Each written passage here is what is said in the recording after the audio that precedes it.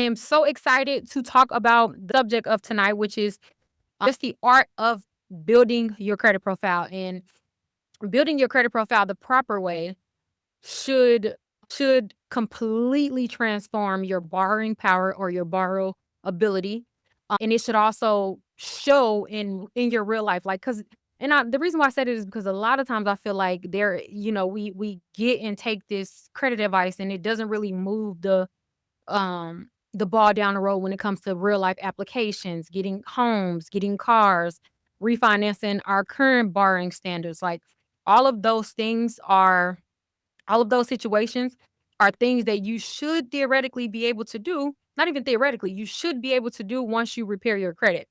And as you guys know, the first part of this two-part webinar series was in reference to repairing your credit. And I mean, if you guys have been following me for a while, you already know that aspect. We tend to focus on, the repair process a lot. And I think it's mainly because that's what most people, believe that they need to prioritize or deal with first, or honestly just deal with, and then all of their credit problems will, disappear overnight. And unfortunately, that's just not the case. It's really not the case. You guys know there is an art to your credit profile, and also lenders care about your credit profile more than they care about your credit score. And so when we think about repairing credit, we tend to only focus on our score. And so I wanted to do a separate video and just, hitting on all of the rebuilding methods, so that you can start to learn learn the difference between, like, score and profile, but also see benefit of focusing on your profile, prioritizing your credit profile, prioritizing building your credit up. Um, in a way that credit repair just cannot do. And so my goal tonight is just to have you guys walk away with real tangible advice, real practical advice on applicable things that you can start to align your credit profile with, accounts that you can start to place on your credit profile, just all of the things to like increase your borrowing power, increase your borrowing score. And if you don't even know what I'm talking about, you don't even know what I'm referring to, that is okay, because we will hit all of it today. We'll hit all of it today. I can promise you that. All right. So let me get my presentation up so we can get started. All right. So the number one thing that you have to realize when it comes to building credit in your credit profile and also repairing your credit is credit repair is not what we have made it out to be. And also, it isn't just pertaining to one aspect of credit. Like, credit repair has kinda gotten a bad rep because we tend to, like I said, only focus on disputing and deleting accounts and all of that. But really, when one says credit repair, you should mean a credit restoration. Like, your entire credit profile should be transformed, your entire credit profile should be dealt with, and you can't only deal with it by deleting accounts. You cannot only deal with it by deleting your negative accounts. Information that we're gonna go over tonight, it pertains to all credit profile accounts, all credit types, all credit accounts, regardless of where you are in your journey. It pertains to all of it. Like I said, I'll skip through the next few frames because I pretty much already stated it in the opening, which is, it ain't only credit repair that you have to worry about. You have to actually build your credit. The only way to good credit, in fact, is to have positive reporting accounts. There is no such thing as deleting your way to good credit. There is no such thing as repairing your way to good credit. It is not possible.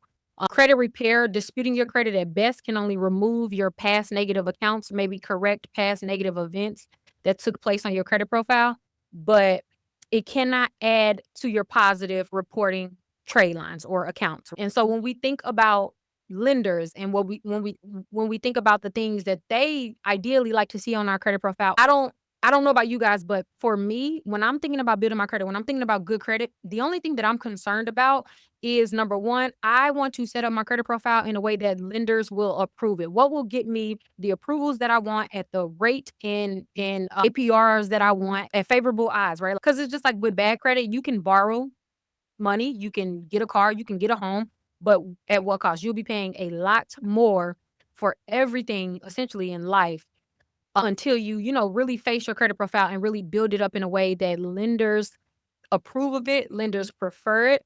And so I wanted to start off with like discussing what are the things that lenders actually prefer? What do they see? Right? Is it the same thing as we see on our credit profile? If I download my credit report, are my lenders seeing the exact same thing? And I'm sure you guys already know the answer. I'm sure you guys already know the answer to this. The answer is no. They're not seeing the same thing that we see. 9 times out of 10, the lenders that we are sending applications into, they are not concerned about the things that we believe that they're concerned about. And so I wanted to start with what lenders prefer, and then we'll get into specific things that I recommend that you guys add to your credit profiles that will actually make a night and day difference. All right. So there are two components that we have to distinguish, and those two things are a credit score versus a credit profile. They are not one and the same, and they do not communicate the same information. So simply put, our credit scores, which is that 3-digit numerical value that we are used to dealing with. You got a 600 credit score, you got a 700 credit score, or maybe you have a 750, 800, right? That's your score. And the goal or the function of our credit scores is just to communicate essentially like to us as consumers where we stand, where we are, and sort of give us a roundabout idea of our credit profile. It doesn't tell us much outside of that. Two people can have a 750 credit score, but those two people can have extremely different credit profiles. And what that does is though they have the same score, they're not qualified, or they're not their credit profiles does not qualify them for the same things. And that's simply because our credit scores are not the most important thing when it comes to our credit. Your credit score is not the most important thing. So if you've been building your credit, repairing your credit, and all you're chasing is a credit increase, thinking that the only way to tell if you have good credit is a number, then you just have to reframe that mindset, honestly, because your credit profile is that's what the lenders care about. The score, I always say, is for us consumers, but the credit profile is for lenders. And so with that being said, you want to get in the habit of building your credit, restoring your credit in a way that communicates to your lenders that you are of least risk as possible. And so when we think of credit score, the whole framing around my teaching, especially this webinar, is just the idea that don't even think of credit scores in the traditional way anymore. When you think of your credit score, just essentially think of it as that's your risk score. That's your risk score.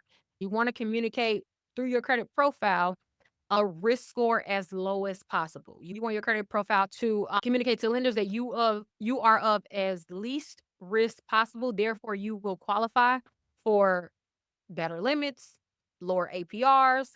You'll qualify for the things that you want already, but like at a lower rate, at the best rate. Okay. So credit scores don't matter anymore. It's all about our risk scores. And the only thing that actually tells our risk scores is our credit profile. Our credit profile is the components, the accounts, the history that our credit score is made of. So if a credit score is the front door, our credit profile is the entire house, the structure of the house. Are there any plumbing issues? Is it mold growing behind the walls that maybe we can't see for the blind eye? That's sort of the thing that our credit profile communicates to the lenders. If you were buying a house, you would not just purchase a home based on the curb appeal, right? It adds a nice touch, but that's certainly not what you will determine or consider when you're thinking about taking out a 30-year loan, right? And so our credit profile is the house, the intricate details of how the house is built, the coding issues, if there's any. That's what our credit profile is. And so throughout today, we are going to discuss in great detail how to properly structure your credit profile so that it surpasses your credit score and also puts you in high standing with your lenders. And this is even if you're coming from bad credit, bankruptcy, or maybe have just not started building your credit properly. Anyone and everyone can take heed to the information that we're going to discuss today, because credit is it's black and white. Like, you do the things, you add the things to your profile that you are supposed to, and your borrowing power will increase. 800 and 850, there are 550 points that we are able to retrieve or obtain through the way that we build our credit profile. Okay. So those 550 points are completely and utterly controllable by us. Depending on how your credit profile is set up, depending on the events that's reporting to your credit report, that directly depends on how many of those 550 points that you're able to obtain. And so you have to earn every single point. Okay. Your score can't go lower than 300. So it doesn't matter how bad your credit score is or whatever's on your credit report, it cannot go under 300. We are literally given 300, and then the highest it can go FICO wise is 850. And you want to get as close to the 850 as possible. But as I stated prior, it's not necessarily number for number. I'm going to show you a way that your credit profile will surpass your score. Okay. Now, those 550 points, they are broken down into 5 categories. We are very familiar with the categories of our credit profile, which is payment history. It is the largest factor in our credit profile. It is 35% of our credit profile. So that means that 35% of those 550 points that we can achieve, payment history alone makes up 192.5 of those points. So again, we only got 550. Payment history alone makes up 192.5 of those points. Amounts owed, or sometimes referred to as credit utilization, that is 30% of our credit score, which equates to about 165 points. Okay. So far we only dealt with 2 categories, payment history and amounts owed, and we're already like over 300 of those 550 points are already taken by just payment history and amount owed. And then we have credit age, which is 15% of our credit profile. It is worth 82.5 points. And then credit mix is 10% of our credit profile. It's worth 55 points, up to 55 points. And then new credit or increase are 10% as well. It's equal in weight with our credit mix. Also worth up to 55 points. But as we go through this presentation, you'll quickly learn that, yeah, they're equal in weight, but not actually when it comes to borrowing power. Though credit mix is, worth 10% and up to 55 points, it does a lot more for you than increase can ever affect you. Okay. Now, I'm going to drill this in a lot today when we just in discussing what lenders actually see versus what we see, because I think that that's probably the most important aspect to credit is learning to look at and view your own credit profile the way that lenders do. In my mind, I don't know how you guys' mind work, but in my mind, when I found that out, it actually made it a lot easier for me to build credit and deal with my credit because I just understood it deeper. I just understood it, past the surface level of, like I said, a number. And so let's discuss how lenders actually view our report. What do they see when we apply for a credit card through Capital One, Bank of America, right? What is the thing that they see? And so they are very rigid in their approval qualifications. There are banks that have hard, rigid lines on if this certain event happens, then regardless of what their credit score is, the system is built to automatically deny them. And also there are other banks and lenders that have looser qualifications where they'll say, hey, maybe we'll accept or approve someone with up to, 3 collection accounts in the last 24 months. I'm just throwing out a rough number. I'm just, to give you a better view. There are different tiers and buckets that our credit profile places us in. And so if we get approved, then the amount that we get approved for is going to be directly related to the tier or the bucket that they have placed our credit profile in. Okay. And so this is sort of the first line of defense, first line of approvals when we fill out a credit application. So there are 2 different ways that we are qualified when it comes to the way that we borrow, the way that our credit profile has communicated to the lender about our behavior when it comes directly in reference to how we borrow money. And so you are either labeled a transactor or a revolver. Now, this is only dealing with credit cards. So again, we fill out a credit application for Capital One. The first thing they're gonna wanna know, banks that have credit cards, so typically banks are the ones that prioritize the transactor versus revolver.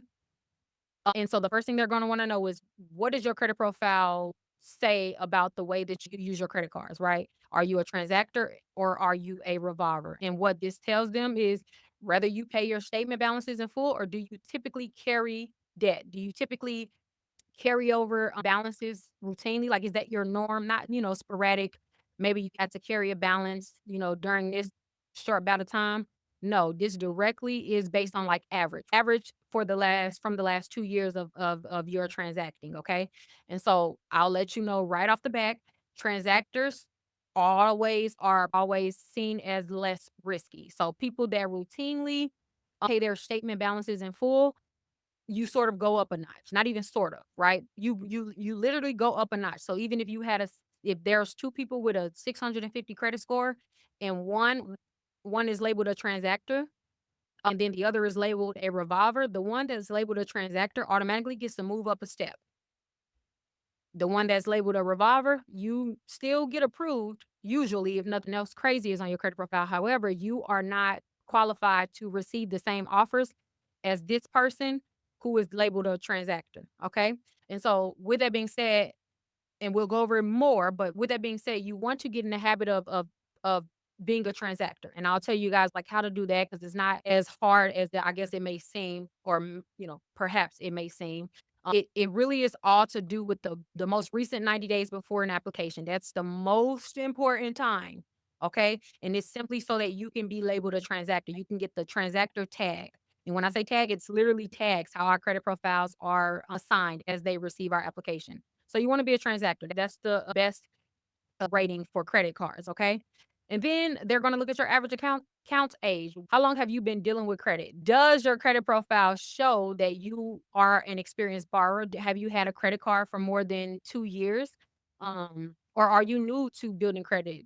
Okay. So that elite level is if you have had a credit card in your name for at least for 5 years or more. So that's like the elite bucket. That doesn't mean that 4 years and under you're disqualified, but that just brings you up a notch when you have a credit card in your name, no other co-signers or account holders except you, and you have a 5+ year credit card on your credit profile. Then you're considered a seasoned borrower. Okay. Then the next thing is your credit mix depth. Like I told you guys, credit mix is on paper only worth up to 55 points, and it's only 10% of our credit profile. So a lot of times we don't pay attention to it. But that's actually the third largest factor in when we are applying for credit cards. This screen is for banks and credit cards, ours too, but mainly how credit card providers grade us. Okay. So, anyways, credit mix depth. Does your credit profile show that you not only are experienced, right? But do you have experience with utilizing different types of credit? Do you only have credit cards or do you only have loans? Yeah, you may have been building credit for 12 years, but is it made up of only loans? If that's the case, then unfortunately, you will not pass the credit mix depth. Like you are going to be seen in the lender's eyes as inexperienced, even if your credit age is 20 plus years. If you don't have a mix of accounts, then you won't be seen as experienced. Okay. And the great thing about credit mix is it isn't time based. So you can start, let's just say in the next 2 months, 3 months, and be considered an experienced borrower just based on your credit mix if you set it up correctly. And don't worry, of course, I'm going to go over, those specific qualifications. All right. And then obviously your reported utilization. Reported utilization. We see you have credit cards. You may have a great credit mix. Okay. But what is your average credit utilization? Right? Not even what is your average. Excuse my words. It's not even average. It's of the credit cards that you have, how many of them do you either routinely report over 9%? And this is aggregate as well as individual. So like there's a such thing as you can have an aggregate credit utilization of maybe 10%, but you have of your three credit cards that you have, two of them, just for an example, if you had three credit cards and then two of them is, let's just say, 30%, 40%, but your overall utilization is still under 10, you are still being individually dinged for the two credit cards that you have over 30% or over that high. And then the increase. How often are you applying for applications? And also, it's not even just how often you are applying or how many inquiries that you have. Actually, what lenders are looking at is kind of weird, but what they're actually looking at is how many inquiries do you have versus the account? So are you getting approved for the things that you apply for? And if you have, let's just say 10 bank inquiries and you only have 2 credit cards reporting on your credit profile, now your approval percentages decreases, right? So that's why you wanna make sure that you're not just willy-nilly applying for things unless you know that you have a good chance of getting approved. Again, this is just surface. We're gonna get into detail on all of them, so I don't wanna go too much into detail on any of them yet, but just an overview. These are the what, 7 things that lenders care about the most when it comes to credit cards. And also, have you had any bout of 6 months, preferably the most recent 6 months that you have not applied for credit cards? You want to always make a habit of, well, I personally, every year, there are 6 months out of the year that I don't apply for anything. I'm gardening, which is just chilling, not applying for anything, especially if I plan to apply for things, if I know that I am applying for something big within the next year. You wanna show 6 months of no activity because then guess what? You're not gonna look desperate, you're gonna look stable, and you're gonna look very sure. Because unfortunately, when you have multiple inquiries in the most recent 90 days to 6 months, lenders are immediately like, "Okay, what's going on?" So, immediately your risk score just increases. It'll make sense when we get there. And then this is a new one, which is new as of 2026. We never had to worry about this next category until this year. Banking trended data, and it means exactly what it says. Do you have a clean pass or a clean banking record? Meaning, what are your overdrafts looking like? How often are you receiving deposits in your bank account? What's your check system history? Do you have a history of fraud, maybe, or even just closing bank accounts and still owing the banks? All of that is reported to your check system record. We'll too discuss, the importance of your banking record, and also if you do or have dealt with the check system's bad report, we'll discuss how to deal with it. Okay? Because unfortunately, our banking records are now fully considered in our credit applications. There used to be a fine line between what's inside of our bank account versus like what's on our credit score. Typically our credit report did all the talking. It was the only qualifier for if we were approved for credit for the most part. Now, as of 2026, our banking data is actually sent to the credit bureaus. They know literally every deposit that we get, every transaction that we make. They also too know and pay attention to if we're living paycheck to paycheck. Like that's a real qualifier in their internal records. But they are getting access to everything now. There's literally no hiding from them anymore. And so we definitely have to discuss that as well. And then the next thing that we're going to discuss is ooh, income and address stability, mainly address stability, because obviously your income is your income. I can't change that today, but we will definitely talk about address stability and the importance of the addresses that's reported to your credit profile and how they affect your applications. Doesn't matter how high your score is, you must deal with your the addresses that's reporting on your credit profile. You must deal with them. It's not a step that we have the luxury of skipping anymore. And so these are the main things that we're going to talk about today because these are the main things that lenders look at. And my goal today is to get each of us as close to the preferred level of each of these categories and in the easiest way possible without like, you having to apply for 10 credit cards and report 1%. Like that's just not realistic for a lot of people. But there is a way to still hit all of these buckets in a very practical way. And so again, these are just the things that we're going to discuss in detail. I already discussed this, so I don't want to beat it ad nauseum, but deleting bad accounts alone will not fix your credit. Doesn't matter what anyone tells you, doesn't matter how much they charge you to repair your credit. Deleting accounts alone is not ever going to get you where you think that it will. Actually, if I had to choose to build my credit versus like disputing my credit, even if I had 12 collections, whatever, I actually would dedicate more of my time to building because that's actually what's going to, get you out of the slump way faster, way more efficient than just focusing on deleting. If you are embarking on a credit repair process and you have not too simultaneously embarked on a rebuilding process, all you're doing is going around in a circle. That's all you're doing. Like you're not actually making the biggest difference in your credit profile. I don't care even if got every single collection deleted. Actually, what's going to add points to the scoreboard is the accounts that you add, the way that you make sure that they are reporting on your credit profile. And then one other important thing that we're going to discuss today is how to take some of the bad information that's on your credit profile, how to rehab them. Like essentially what I mean is like how can you utilize what's already on your credit report in a way, or maybe request updates and things of that nature that'll help you more than you think it will, especially when it comes to student loans. Because a lot of people were affected by the recent, 90-day student loan late payment that hit everyone in mass, not everyone, but most people in mass out of nowhere because they ended the pause, the federal payment pause. That affected a lot of people and it took a lot of points off people's credit reports. There is things that you're able to do to mitigate the damage, in the interim as you are building your credit, and we'll discuss that. All right. So just to before we really get into the meat of this, just a quick question. The answer obviously with the number in which most is relevant to you. Which of these do you think hurts your credit score the most? A, 130-day late payment. B, closing an old credit card. C, carrying a high balance into your statement date. Or D, three hard inquiries in 90 days. Just if you had to guess. C. Okay, so the answer is C, carrying a high balance into the statement date. So I've seen a lot of people were reporting B because I mean, but that makes sense. That's the second one. That's in second place, closing the old credit card. But that also depends on like the history of that credit card.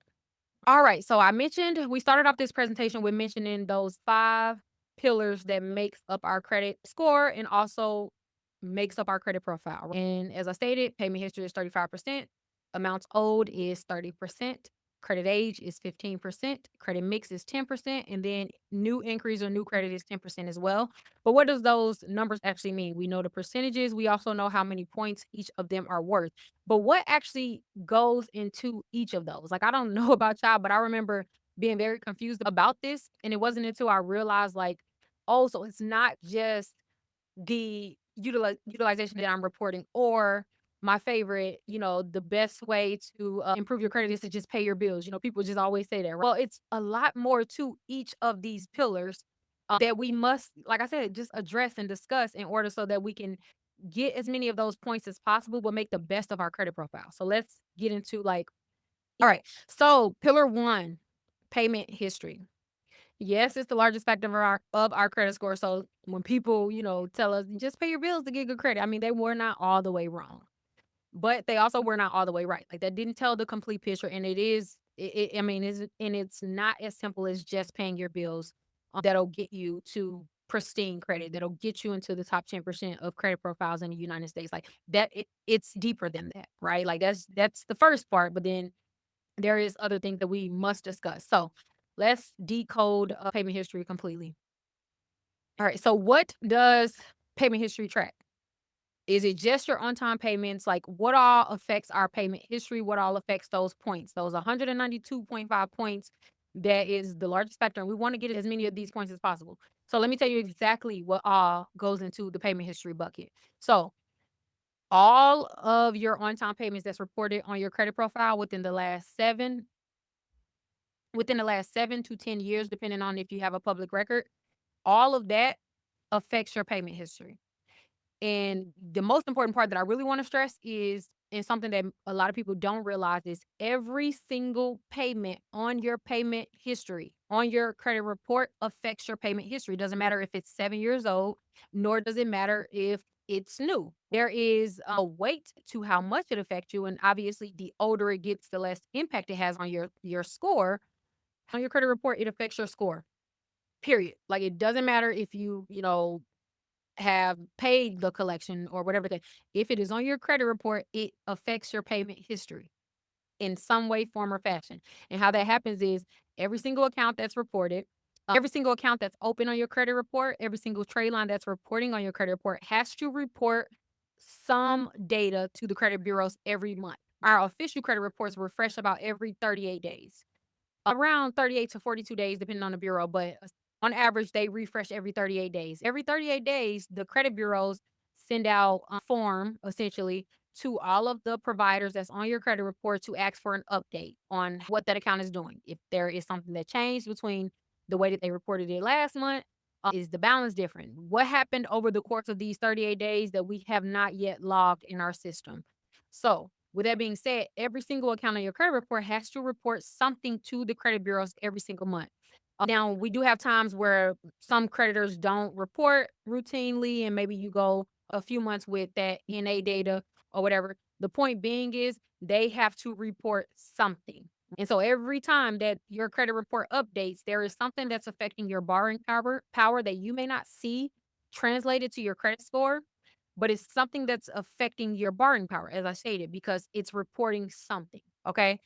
So all of your on-time payments across every single open account on your credit report every month is called, we're going to refer to that as your payment bucket, your on-time payment bucket. Remember that. Okay.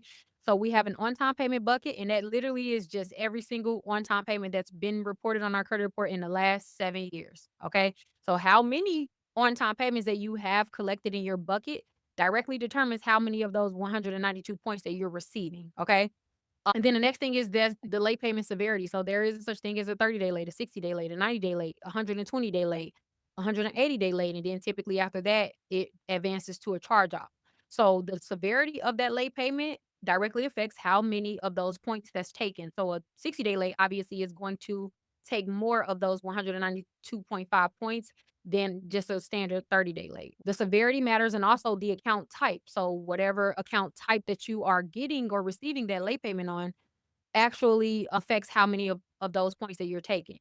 Mortgage accounts, auto loans, and then credit cards are the third tier of the severity in which that 30 or any late payment affects you. And then we have telecommunications, which is like cell phones, cable bills, and things of that nature. And then we have medical debt, which is typically at the bottom. Medical debt and student loan sort of, sort of weigh the same now, but student loans are just like a smidge above medical debt because medical debt is always like the most least severe late payment that you can have, right? So I'll show you guys a screenshot of that if you want at the end.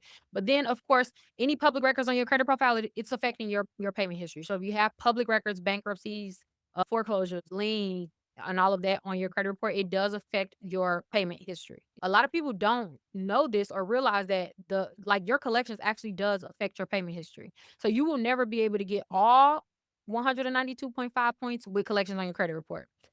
That doesn't mean that, if you have a collection that you will never be able to have great credit. That's not what I'm saying. What I am saying is you won't have a perfect, obviously, 850 credit score if you have collections present on your credit profile, but you can still get great credit with the presence of them. Charge-offs obviously affects your payment history. Charge-off actually affects your payment history in three separate ways. The reason why a charge-off is considered a key derogatory and then a collection is just considered a derogatory is because charge-off is considered more severe than a collection. It is just how lenders view it. And then settlement notations. Now, this has really came into effect in 2016. Well, with FICO 10, with the newest versions of our credit scores, at first, settlements didn't affect us. However, now when an account is shown as settled and not paid in full, it does affect you a small smidget. So technically, with a settled account on your credit report, you'll lose maybe, 5 more points than you would if you paid it off. We can discuss if it's worth it, to take that 5 point hit based on the deal that you received. Me, almost 9 times out of 10, it is worth it, but just so that, just for full transparency, it does technically affect your score in how many of those 192.5 points that you're getting. Not a night and day difference. Doesn't typically make that, any difference, honestly, in your applications, but just so you are aware, if maybe you're at 830 and you're trying to get to an 850, potentially it's probably because you have a settled account. As we know, every single late payment on your credit profile affects you for the entire time that account is reporting on your credit report. The older it gets, the less impact it has on your current score and on your borrowing power. However, it does still affect you if it's on your credit report. Okay, so unless a lender, grants you a goodwill request and they remove the late payment and in place as an on-time payment, then that late payment technically is still affecting you. Again, it's not the end of the world. Really, the what really makes up about 80% of these 192.5 points is the last 24 months. Okay. The payment history is affected primarily. 80% of these points are affected based on the last 24 months of your credit profile. Now, what actually counts as a late payment, if you don't know, if you ever don't make a payment within 30 days of your due date, your assigned due date that your lender has established, then you are technically considered to have been late on that account by the 31st day. Okay. So They cannot mark you late unless you are at least 31 days past your due date. So even if, let's just say, I'm not telling you this is okay or recommending it, but technically, if your due date is on the first of the month and then you can't make a payment until the 14th, that is not technically considered a late payment on your credit report. Your bank can privately consider it late and also, assign fees to you. You'll have to pay some late payment fees to your bank. However, they cannot, by law, report it to the credit bureaus that you were late on that account unless 30 days has surpassed. In fact, like I said, that 31st day is the first day that you are considered late. And that's on any account. Don't want to make a habit of obviously paying late, but technically your credit report can never, ever, ever see any instances of a late payment from you if it hasn't been 30 days since your due date. Even if you're 29 days late, they cannot tell the credit bureau that you are late until that 31st day. I think that's important to know because a lot of times we have to make decisions on, okay, can I pay this month? Can I pay at least the minimum payment to this credit card or this bank this month? Always prioritize any accounts that are nearing or approaching that 30-day mark. It is better to be 20 days late on another account than to avoid being 31 days late on account A, okay? It just is what it is. I'm not saying that you should be late, but if you have to make a decision ever, you always need to go by, okay, I'm going to pay and prioritize the one that's approaching the 30 days the quickest because that's the one that's going to affect your score. And that goes even with your utility accounts now, because that's also, being tracked. Different story for a different day. But the point is, you want to do your best to be inside of that 29-day window. Always make sure all of your accounts are inside of that 29-day window as best as you can. Because you can be late to, like I said, you can be late to your lender, late to your bank, but it's going to be invisible to the credit bureaus until you reach past 30 days. Now, again, the bureaus are only alerted to your lateness after 30 days. Now, there's one other thing that I want to mention when it comes to payment history, and it's important. There is a progressive payment tier, late payment severity and late payment tier, obviously, as we know. If you're 30 days late, that just means that you are a month behind. If you're 60 days late, that means that you are 2 months behind, two billing cycles behind, two payments behind. 90 days is obviously 3, 120 is 4, and then 150 plus is 5 billing cycles late. So banks look at this, lenders look at this as the tiers. 30 days late, you're just in a tier 1 late. Tier 2 is 60 days, tier 3 is 90 days, tier 4 is 120 days, tier 5 is 150 days. Let me tell you what happens after 5. Typically, that's when accounts are charged off. If you ever want to wonder if any of your accounts are going to be charged off, charge-offs don't typically happen until you are at least 6 months behind. That's what it takes to charge off an account. So, I say that to say we have to start being a lot more, I guess, strategic in the way that we can either prevent upcoming charge-offs or late payments. Should I even try anymore? Should I just let them repossess it? And this goes for a credit card too, but I'll just use a card for the example. It is better to reverse it even for 1 month than to allow it to charge off, because once an account is charged off, there's no coming back from a charge off. A charged off account can never reopen. It can never be reestablished. It can never be considered a positive account again. So once they charge it off, the lender closes that account off for future changes, updates, or account statuses. Okay. So once it's charged off, it's charged off. They can, maybe offer you another line of credit, but that's a whole different trade line. If you have any late payments right now, accounts right now that are in the tier 4, which is 120 days late, you must deal with it. You need to make sure that you pay at least a month's worth of your late payments, like to get it knocked back down to that third tier if possible, and perhaps build your way down. Even if you are 120 days late on your current account, there is a such thing as making up at least a month's worth of that payment, and it does tear you down. So if you continue to be late, then you will, let's just say you are 120 days late, you're in tier 4. You are approaching that 5th month, which is charge off status, like I said. The second that you are 150 days late, even if they have not charged off the account, that affects you the same way as a charge off. So if your minimum payment is, if your car note is $300 a month, and you are already 120 days late, see if you can at least make up one payment, 1 month's payment. Technically, it's you have to make up a month, and then you have to take care of, I think, at least 10% of another month. So if your car payment is 300, you want to make sure that you pay at least 330, and that'll actually knock you back down to a tier 3. On your credit report, it's still going to show that you are late because you are technically still late. But I'm talking about in terms of severity and charge off accounts, it will buy you another month.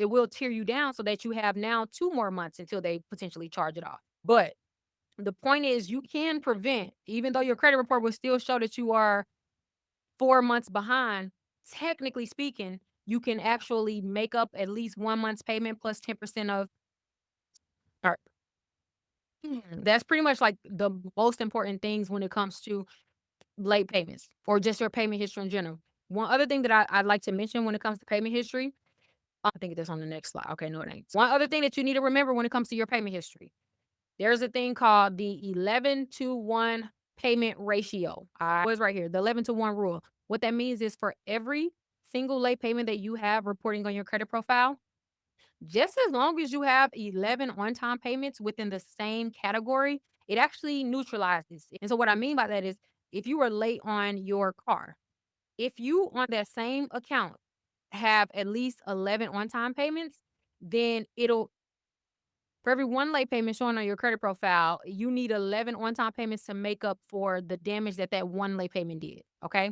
So if you are currently late or have been late in the past, the best way to recover from a late payment is to ensure that the next 11 months of that trade line is paid on time because then it'll cancel it out. And also, that too goes for student loans. Like a lot of times people are like, I am late on my student loans.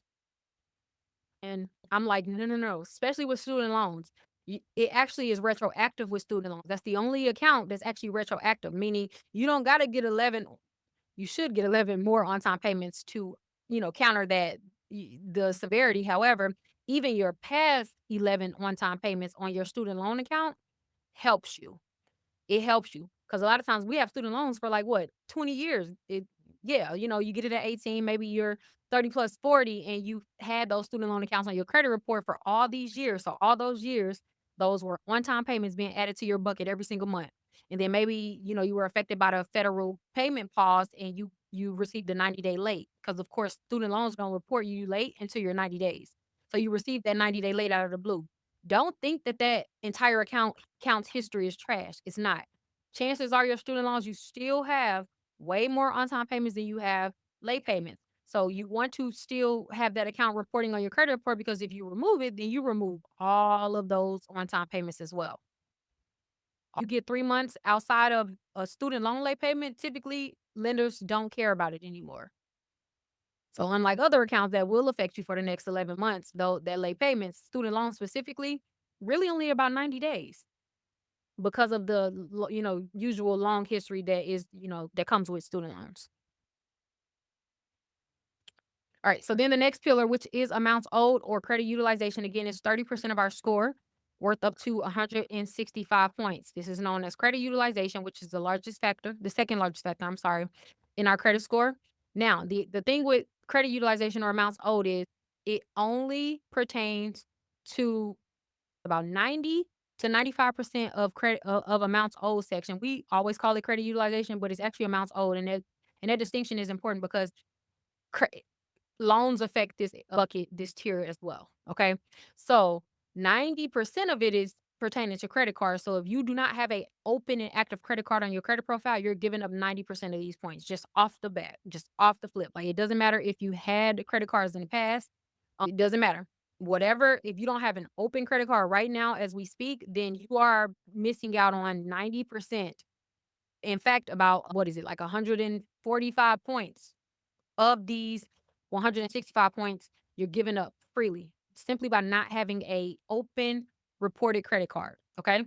But what goes into credit utilization or amounts owed? So your aggregate utilization is the number that we're all used to. It's that one utilization that's reported, which is a sum total of an average of all of your credit cards that's reported on your credit accounts. It's just your average percentage that you're reporting over your credit profile totally. So if you got 10 credit cards, it's the aggregate utilization of all 10 of those credit cards.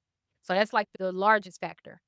But when it comes to borrowing, when it comes to getting in the top tier, when it comes to being a transactor, as we stated earlier, individual car utilization is what will truly change the game. Starting to pay attention to your individual utilization is the best thing that you can do if you are a borrower. Like if you want to really have your credit profile be a capital be cause you to be considered or build capital when it comes to your credit profile. That individual one is so important. Do not just focus on your aggregate, not if you're trying to get the most points as possible out of these 165 points. Anybody, it doesn't matter how bad your credit profile is right now, how many collections accounts that you have right now, you are able to get most of these points in credit utilization. Amounts owed don't got nothing to do with, the credit the collections that you have. It doesn't have anything to do with, the charge-offs that you receive, mainly for charge-off, unless it's a credit card charge-off. But you're able to start earning these points immediately and within 30 to 40 days. Like, it will actually make a difference the fastest. This particular category is the one that shows the fastest. Is the most efficient way of, like, building credit and getting points is always going to be this particular tier, this, credit utilization or amounts owed. The number of cards with balances, that also kinda goes towards the individual card balances, but what you wanna start looking at is making sure that you are not carrying a balance on at least 80% of your credit cards on a normal month-to-month basis. So remember when I said you either a transactor or a revolver? Well, you're considered a transactor if you routinely if 80% of your 80% of your credit cards routinely you pay off that balance monthly. Maybe if you got, you know, 20% of your credit cards, 2 or 3 of your credit cards that you carry a small balance on, that's fine. You can still be a transactor if 80% of the cards that you have on your credit profile, typically you pay off that statement balance. So you typically only wanna carry a balance on, a few of them. A few of them. Do not make a habit of carrying a balance on every single credit card. You always want some credit cards that is reporting 0. Not all of them, but some credit cards should report 0. I typically rotate mine. Like, so I I have right now, I think I only have, like, 7 credit cards, and I rotate the card that I will allow that small balance to carry over every month. Not every month, but I probably rotate, like, maybe every 3 months. Just so every card will have, a chance to report 0 for at least 3 months, and then I allow myself to carry a small balance if I want to on only up to 2 of them at a time. Then another thing that affects our credit utilization here is the installment loan balance ratio. So this one is important, and it mainly really deals with student loans. So what installment loan balance ratio is, that basically tells the bureaus or the lenders how much you still owe versus the original loan amount. So that's not saying that, if you have a 30-year mortgage and you're in year 10 and you still owe, 20 years worth of that mortgage, that isn't a bad thing. What they really primarily care about when they state this particular line is if you are behind schedule on your loans, okay? Student loans are notorious for hitting this particular bucket. And as a matter of fact, whenever you get credit card denials, if you apply for, let's just say, a credit card or whatever, or car, whatever, and one of your denial reasons on your denial letter is balance installment loan balances to ratio is too high, because it's like one of the most common reasons why people are denied credit, especially credit limit increases. That literally just means that there's a loan on your credit profile that is behind schedule. And I always tell you guys, it's usually student loans, and that's because the thing that affects it is deferment. So if you ever get deferments on student loans, on any loan, on a mortgage, on an auto loan, it always affects your installment loan to balance ratio. That's the only thing that affects that particular, data, is if you are behind schedule, okay? But I will say one way to always, increase the amount of points that you're getting in this, and one way to kinda, like, beat the system, essentially, is on one of your loan accounts, make a routine effort to at least one of them on your credit profile get ahead of schedule at least one payment. Why? Because even if you don't have any other loan accounts that are behind, schedule, you being you making one extra payment in advance a year on one of your loan accounts automatically looks greater to the lenders, right? It'll automatically counteract this particular statistic.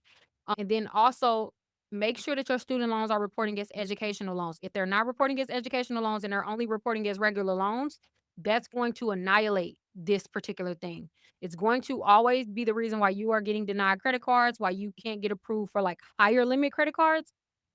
Literally, it's because of your loan balance ratio is off, and it's usually because deferments with student loans. Obviously, like, most student loans are deferred.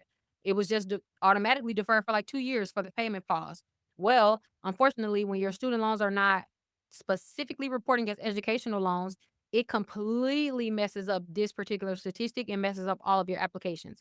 So, when you look at your credit report, when you look at your student loans, make sure in the remarks section or the accounts status section, it states that it is a educational loan.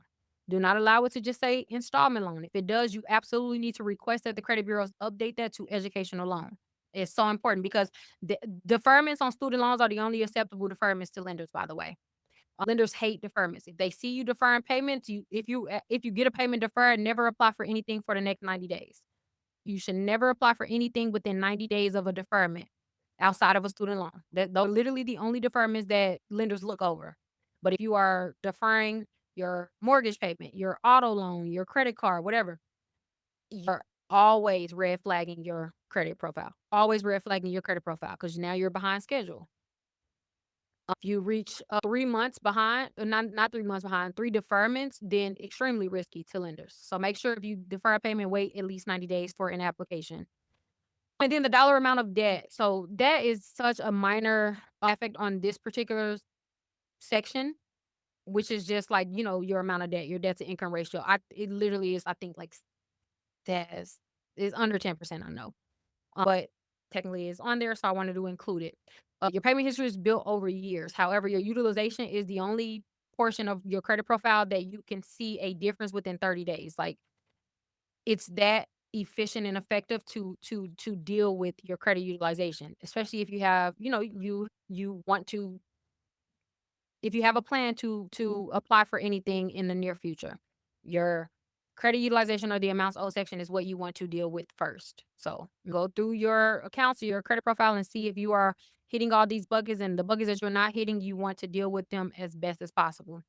Because you want ideally your aggregate utilization to be overall under 10%. You want your individual car utilization to showcase at least 80% of the cars that you have are carrying a $0 balance. That was the number of cards with balances. You also want to make sure that you are not behind schedule on any of your loan accounts. And then you just want to look at your debt to income ratio to ensure that based on your income is not over 40%. Okay. So that's the ideal borrowing profile, credit utilization profile, or the amounts owed profile that a lender wants to see. And then we get to credit age. Credit age is a lot more straightforward than a lot of tiers, pillars. Only three things affects your credit age. Average age of all of your accounts. So you take all of the accounts on your credit report and the age that they are, and you divide them by you take all of the ages on your credit accounts, and then you divide it by the total amount of accounts that you have, and there you have your average age of accounts. Was the average amount of time that you've been dealing with credit? Okay, so that's the biggest factor. And then you have the age of the oldest account.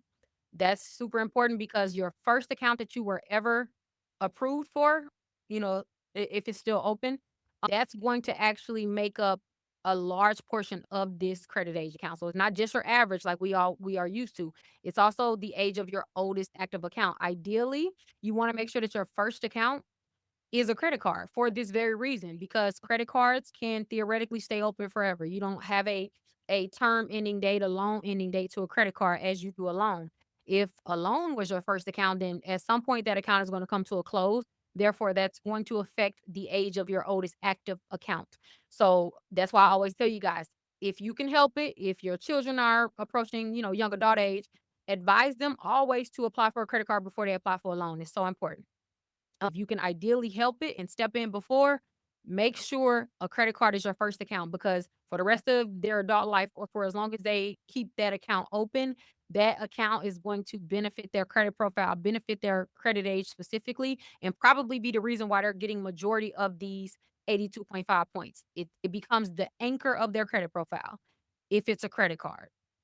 And then the age of your newest account. So every time an account is added to our credit profile, you obviously know that that affects your credit age. And anytime an account is removed from your credit profile, it also affects your average credit age as well.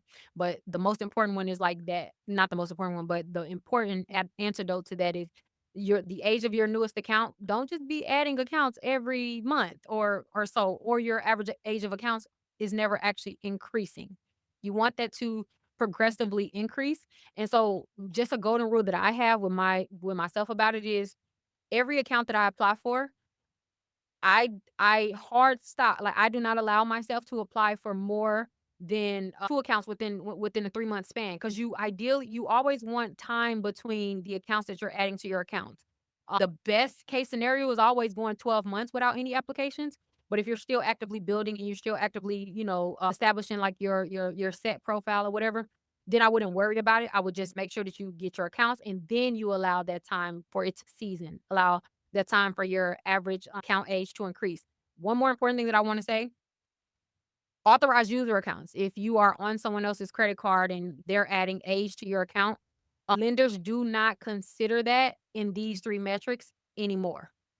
It does in like on your end, on our side, on the consumer side, it will appear like, that account is helping your credit profile. Literally 75% of these points only pertains to primary accounts that are in your name, tied to your social security number that you were approved for.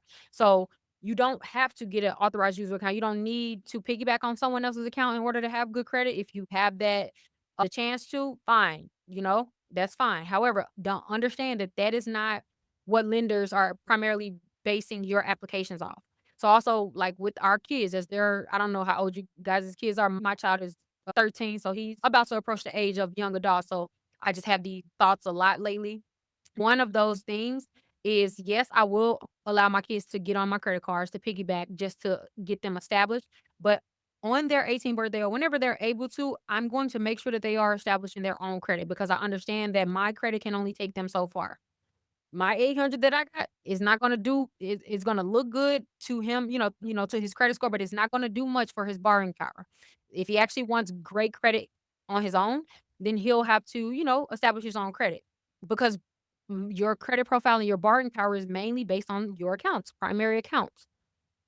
A lot of times lenders are actually omitting authorized user accounts. They literally will not even consider it in their internal credit scoring module. Like how much you are approved for is not going to be based on your authorized user accounts anymore, especially with FICO 10T. It really started in FICO 9.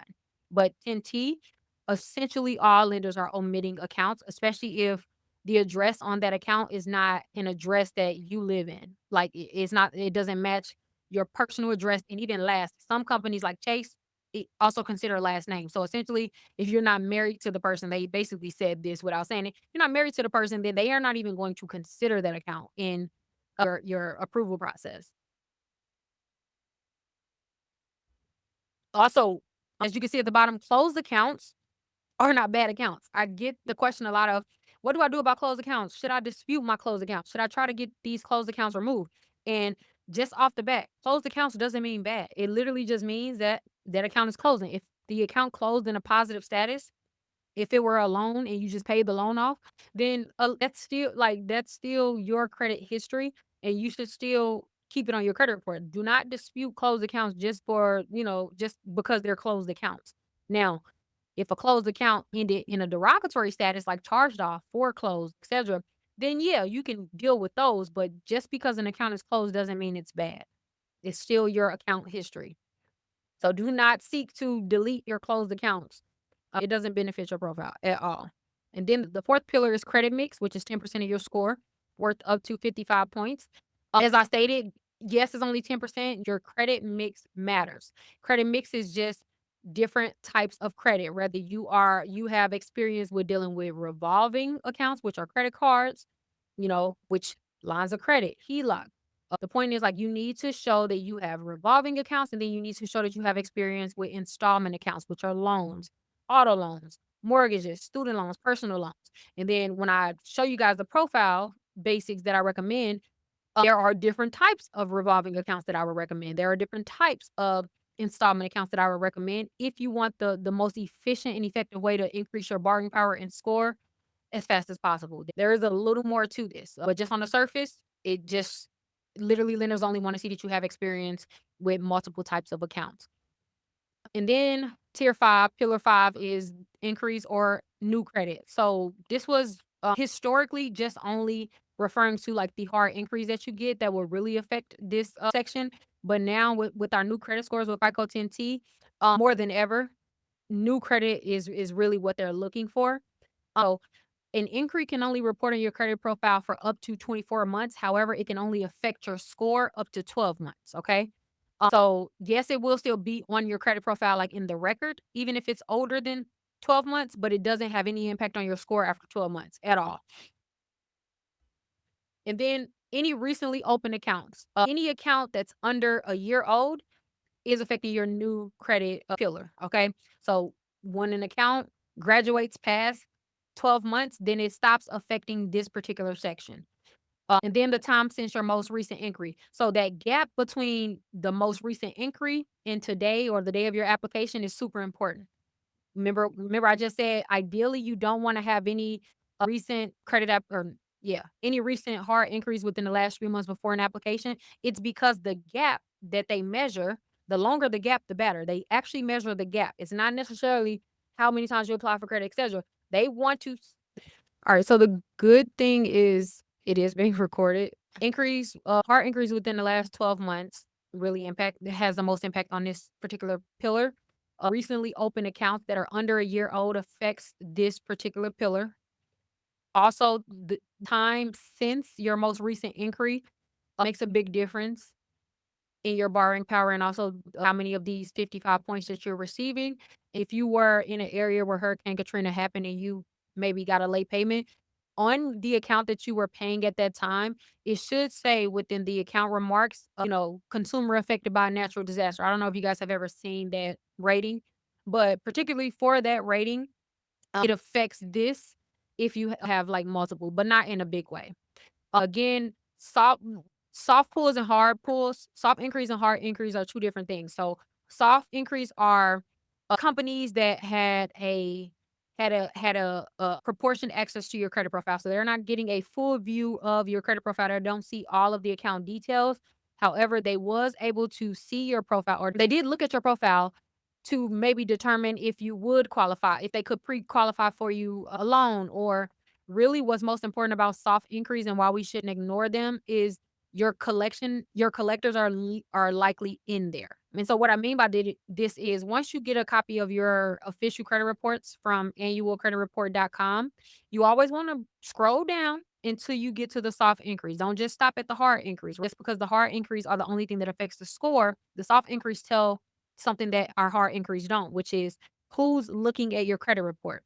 If you ever see a collection agency within the soft increase on your credit report, it means one of two things. They either have a collection that's currently reported on your credit report that you already have in your collections, or they have one on the way. You have a collection on the way because a collection agency or a debt buyer is only allowed to have access to your credit report unless they have proven to the credit bureaus that they have an account that belongs to you or that they believe belongs to you. So never just stop at your hard inquiry. No, your soft inquiries don't affect your credit profile, nor do your lenders see your soft inquiries. You should always pay attention to your soft inquiries.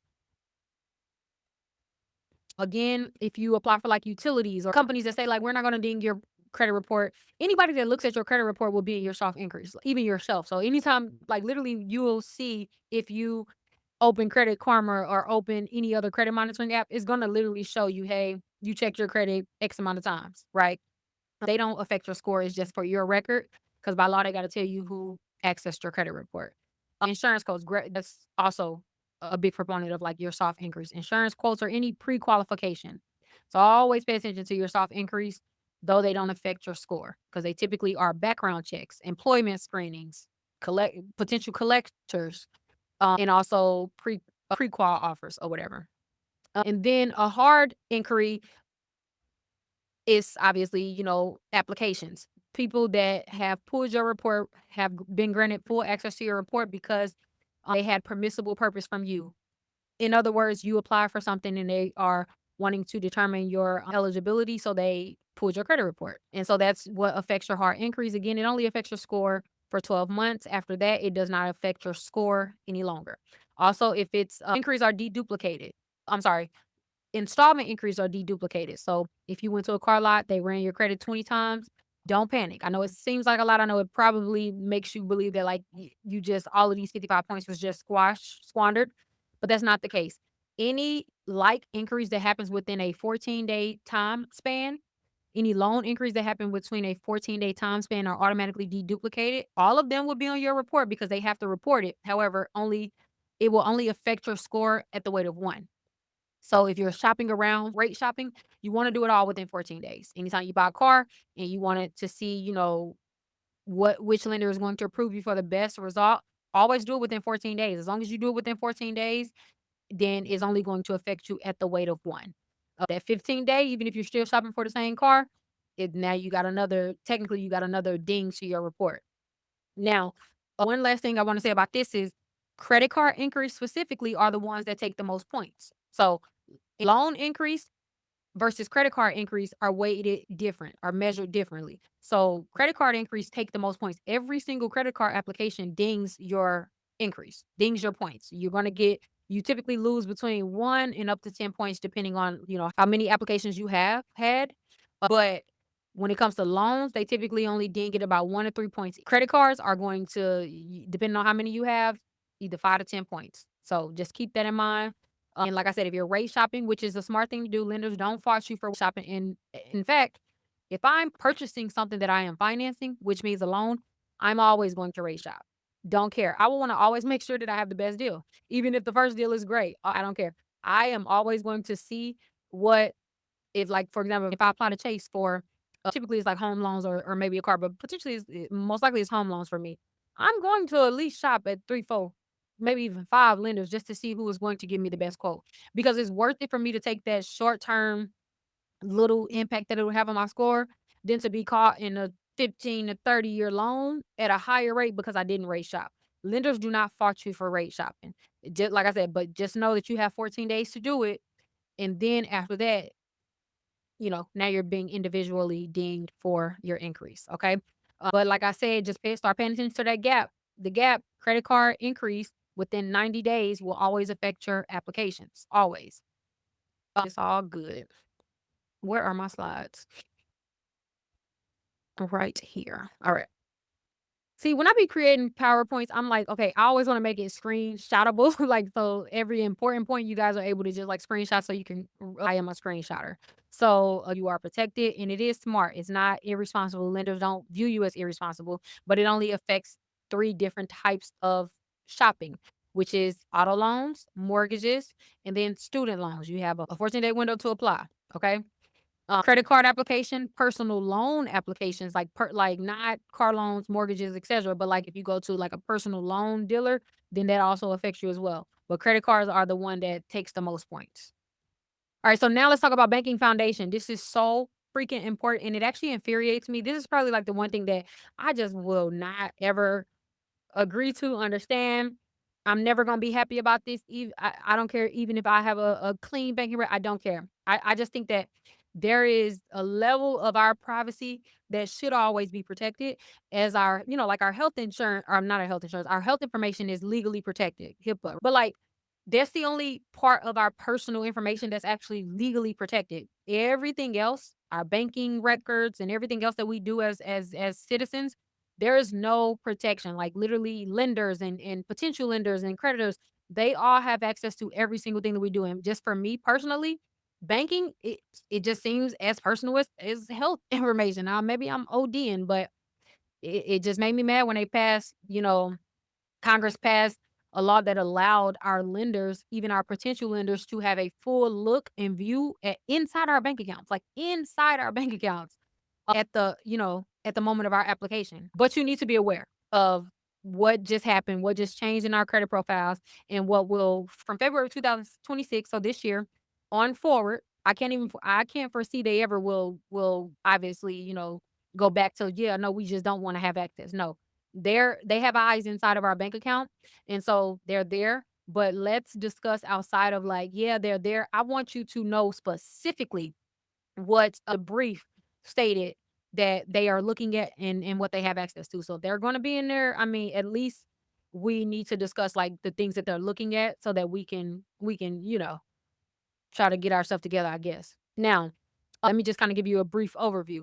So now every application that we submit, as opposed to in the past where when we submit an application, our potential lenders the bank would have access to our credit reports, right? Like they'll have access to our full credit history. They can see all of our accounts. They can see our credit cards, the utilization, our debt to income ratio. Like they can see our credit reports in full. We already knew that. That's nothing new. That's literally the point of credit. Well, there was a law passed in 2026 that now also grants them access inside of our banking account. That was to warn other banks in the event that they approved you or not. That was all cool and clear. The point is, if you have never, had a negative bank account, I mean, if you have never had like a fraud record, or maybe you have never owed a bank, and you don't have a check system records, or you don't have a early warning system record, because they typically only house negative events that has happened between you and the bank. You took out a loan, you ran off, you didn't pay them back, right? Like negative derogatory events. They couldn't see our current bank balance. They couldn't see our paychecks. They couldn't see any of that. They literally only could see the bad things, the bad events that I want to get into more of, like just little specific data points that they track. But just on a clean level, this is what will cause you to have a clean banking record. And I didn't mention, as they're looking at your bank account, they're taking the last 12 months into consideration, the activity in your bank account over the last 12 months to determine where you are financially. Now, the way to bypass it, the way to make sure that you're good is make sure that you have at least one checking account at a national bank and at least one saving account at a national bank open. I'm sure you guys have experienced this. Whenever you apply for a credit card, the first thing that they ask you is, do you have a checking account and do you have a savings account, right? You either say, yes, I have a checking account, but I don't have a saving account, or yes, I have a checking and I have a savings, or no, right? What they are actually looking for is that the first test is, do you have at least a checking and a savings? If you do not have a current savings account that's open, if you don't have a current bank account that's open, already you are placing yourself in a lower tier, regardless of what's on your credit profile, regardless of how hard you work to increase your credit score. Make sure that you have at least one checking account in your name by yourself and at least one savings account open. They have to be open, okay, at a national bank. So, like if you're just dealing with Cash App, or I forgot what the other ones are called, Green Card and stuff like that, they're cool, but it doesn't pass the first test, which is, do you have a traditional bank account and a traditional savings account? That's pass one. Check one, you got that. Next level, next tier. Because already, if you don't have a checking and you don't have a savings, you only gonna be approved for subprime lending, and they explicitly said this, which is why I'm like harping on it. They explicitly said Cash App, Chime. They actually named all of them, but Cash App, Chime was the ones that I can remember, and Green Card was the ones that they're like, no, it doesn't qualify. Another thing, the next metric: overdrafts, NSF fees, or return payment fees. How many of those have you had within the last 12 months? Well, I'm going to go out and say, if you have not had an overdraft, or at least, or no return payments within the last 12 months, you automatically pass on to the next level, on to the next tier, right? But if you have had, maybe a few overdraft fees, a few NSF fees, you can still be considered depending on how many you had. Most banks said at three, if you have more than two, so you got three or more, automatic denial, regardless of what your credit report says. Automatic denial if you have more than two overdrafts or two return payments. As I just stated, just we just gonna blanket that qualification across all banks, because this was when it first came out. So ideally, you want to have zero overdrafts, zero return fees for at least 12 months. Okay. Then this is so important. Now, remember, I said you got to have a checking or you got to have a savings. So, one thing that I found very interesting that caused the consumer to move up a tier, right, or be posed as or seen as less risky to banks, regardless of score, regardless of history, if they had what's called a funded savings account. A funded savings account is only triggered if you have above $20, at least $20 in a savings account. Okay. So, with that being said, from now on, make sure that you do not allow your savings account to go below 20. I'm just gonna say 25, right? Because we never want to be like right on the line, because I don't know how that's gonna read. I do know that more than 20 triggers funded savings account. So they can't see your exact balance in your savings account. In your checking, they can. But because savings is not considered immediate spending, right? Like it's not typically for your immediate spending.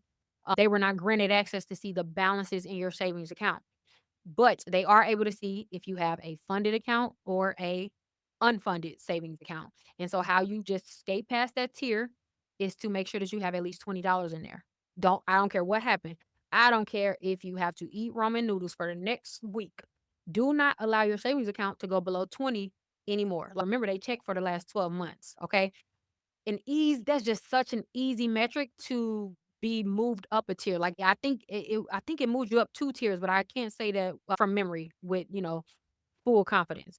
I believe it did move you up at least 2 tiers having a funded saving account. I just remember the lenders really favored that. Like, they really, which makes sense because obviously, like, if a person has a funded savings, then they couldn't be in that much financial stress. That's the first thing that typically is depleted once, we're in financial stress. We're gonna deplete our savings. We're going to transfer from our savings, right? That's just typical human behavior. So, they were really in favor of you having a funded savings account. So, do not allow it to go under 20. Keep $20, at least $25 in there, and just let it sit. Just let it sit. The second it goes below 20, then it triggers you have an unfunded savings account. Oh, okay. So another qualification to have a clean banking record is have at least one deposit per month, at minimum $5. But the amount, obviously, because it's so small, I think the point was being that they wanted to see that you are working, like you have a reoccurring income, right? And so just make sure that the bank account that you use to apply, because this is not for all of your accounts, right? But the account that we're going to use, we're going to just call this I call it the banking protocol, but you are going to routinely use only one account when you apply for credit, only one bank account.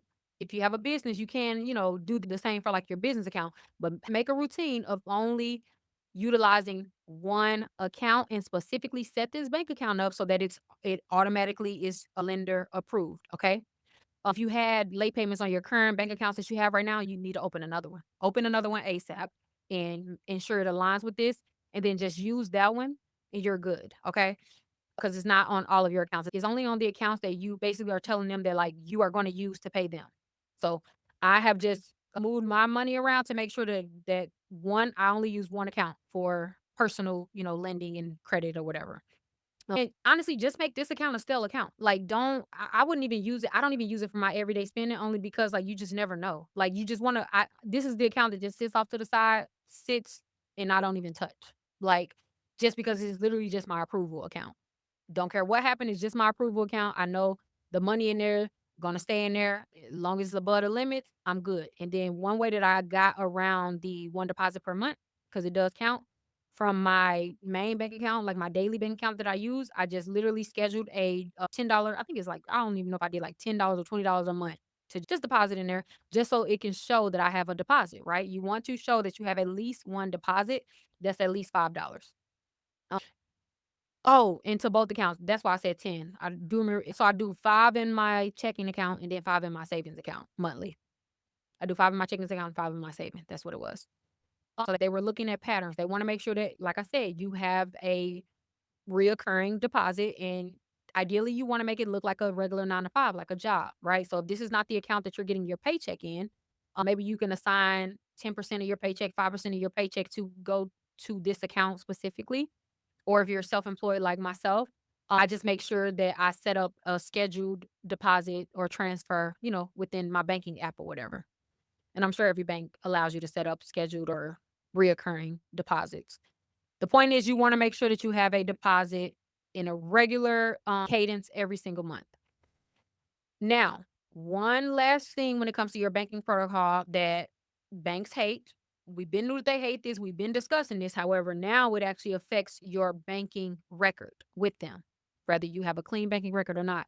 Cash advances. Cash advances are anytime you have a credit card and you get a cash advance, meaning you turn your credit into cash at the ATM.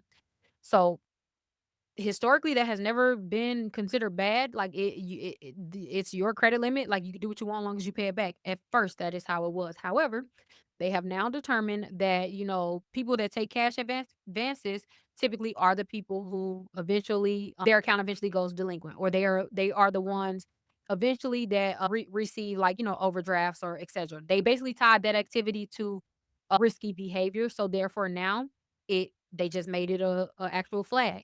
So anytime you take a cash advance, it is you it's risky. Now you are more risky to lenders. So never take cash advances, even if your bank is like, we are not going to charge you and it's not going to affect your credit and etc. They're not lying. It doesn't affect your credit. However, it does affect your borrowing ability, because lenders look for that and they flag you for that. So if you have taken a cash advance, just the same as an overdraft, do not apply for anything for at least 3 to 6 months since that event, if you're using that account. I'm sure your next question regarding all of this, now that you know that they are inside of your bank account and you know what they're looking for, is it does it affect all of my bank accounts? Do I have to be on my best behavior on all of my bank accounts? What happens if, etc.? Well, there is some sovereignty that you still have with your bank account. And this only affects the accounts that you connect through Plaid. Are you guys familiar with what Plaid is? Have you ever used Plaid? When I first signed or created a Plaid account, I couldn't remember if I did, but then I literally created an account on Plaid and I seen I had 4 bank accounts connected to Plaid and didn't even realize it. So let me just say this.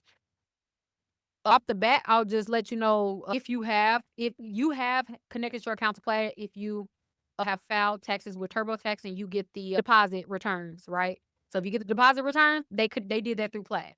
But the point is, like, a lot of institutions have been using Plaid for years and we didn't realize it.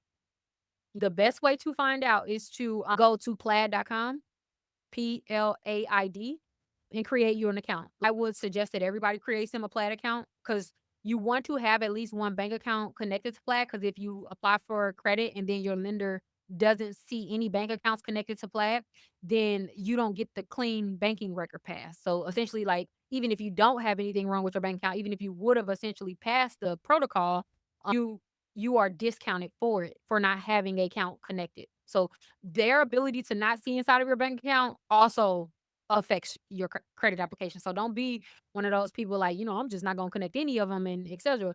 That actually hurts you as well.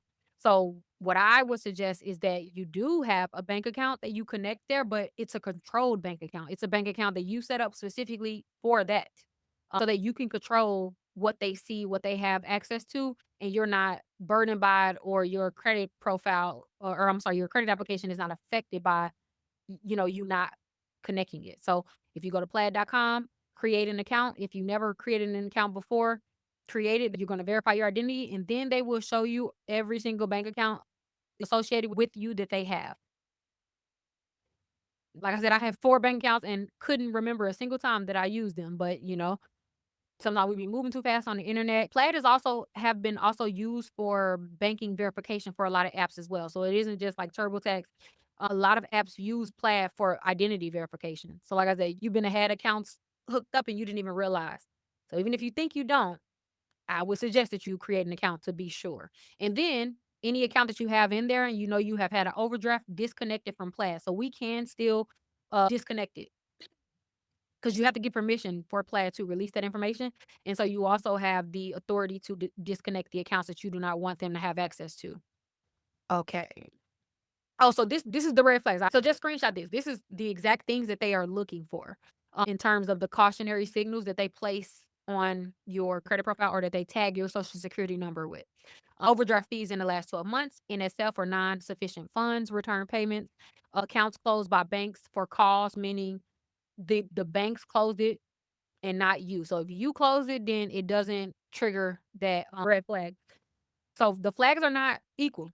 You can see that there are 2 buckets. One is an auto deny and one is a cautionary. So an auto deny meaning, like, it doesn't matter what else you got going on, how else you qualify for the account. If you have one of these 6 things on the left side, the auto deny side, your application will automatically be denied, meaning overdraft fees in the last 12 months for the top banks. In itself, account closed by bank, unpaid bank fees that are in collection, and then check systems entries over the last 5 years. So that's an auto deny for Out of my memory, I remember Check Systems and American Express, Capital One, or not Capital One, Wells Fargo as well. Cautionary signals, which is just like, okay, now you're riskier. It doesn't necessarily mean that you're going to immediately get removed. However, you will not qualify for what you could have qualified for had you not had these instances, right? And those are only having fintech app accounts and not having any national bank. We just discussed that. Inconsistent deposits or long zero balance stretches. So remember I told you that they track they literally called it in in official paperwork paycheck to paycheck ratio. Like so they basically are determining from the last time you got paid, how many days surpassed before the next time you got paid. How many days that you spend with a $0 bank account or an overdrafted bank account before your next paycheck? Or are you living paycheck to paycheck basically? I mean, like I said, a way to get beside that or get beyond that or past that is if you just have a bank account that you don't use for anything else and just keep that money sitting in there, then you do not have to worry about these things, right? Hope you got a screenshot of this because this is actually the way to pass every single red flag that they had. This just 6 simple steps. Right? But if you don't intentionally do that, then unfortunately you will be affected by these signals that they are prioritizing, as they stated, as equal weight as your credit report. So you can have an 800 credit score. Doesn't matter if one of these things are assigned to you. Also, multiple account openings and closures inside 12 months. That one wasn't surprising only because American Express has done that behind the scenes for as long as I can remember, as long as I have had them. Anytime you open a bank account and you close it, or specifically like a credit card, and you close it within 12 months, banks hate it. They don't really see a return on their investment until within the first 12 months. That's why most credit cards, they give you sign up bonuses and things of that nature. That second year is when they will start to actually make money off your account. And because of that, they don't like people who open bank accounts, open credit cards, and close them within 12 months. And so they will literally blacklist you for doing that. So if you open a bank account and you don't like the bank or whatever, try your best to keep it open for at least 12 months. That's all I can say because you just don't want it to affect you, you know, in the long term. Oh, cash only deposit pattern with no payroll. So that's like, when you go to an ATM or whatever and you deposit money in person. I honestly don't understand that one because there are a lot of people who deal in cash, hairdressers and things of that nature that, that's just how they deal. So I couldn't understand that one, but I mean, it was on there. Unfortunately, they do consider you riskier when that is the only deposit that you have. Now that we have gotten through the banking protocol, what I would suggest that everyone does is request your free check systems report, even if you're not sure or, maybe have never, had any bad relationship with a bank. Make sure, right? Like the reports are free and you rather be, safe than sorry. So go to checksystems.com, request your check systems report, sign up for plaid.com, review any accounts that they have access to, go to earlywarningsystems.com, request your early warning systems report just so you can make sure that you good when it comes to your banking. As a matter of fact, I'm gonna put a QR code on the screen for this is just a printable banking protocol that I made a few months back when I did the webinar. This is just, a quick access or a quick reference to just all the information that you would need to ensure that you're good. So go ahead and screenshot that or go to that link and you will be able to download it for free. Um, there's just so much I want to get to. Okay, so look, y'all. In my mind, I thought I was gonna be able to get through all of that, but I don't want to rush. Especially this next part, because I do want to make sure that we hit these next points. Because now the foundation is laid, the foundation is set. So now let's talk about how to actually get access to the capital, the things that nobody tells us about. What are the things that lenders actually approve and prefer, rather? How to set your credit profile up in a way that it surpasses your score. That's my favorite new topic to talk about. How to set your credit profile up to where it surpasses your score. You have a 650 credit score, doesn't matter. You still should be able to be approved for high limit credit cards. Look, like the optimization part is like my lately. We'll go over credit card options. I even have a whole thing where it's a whole tier. Like, look, if you want this credit card, this is the quickest way to get it.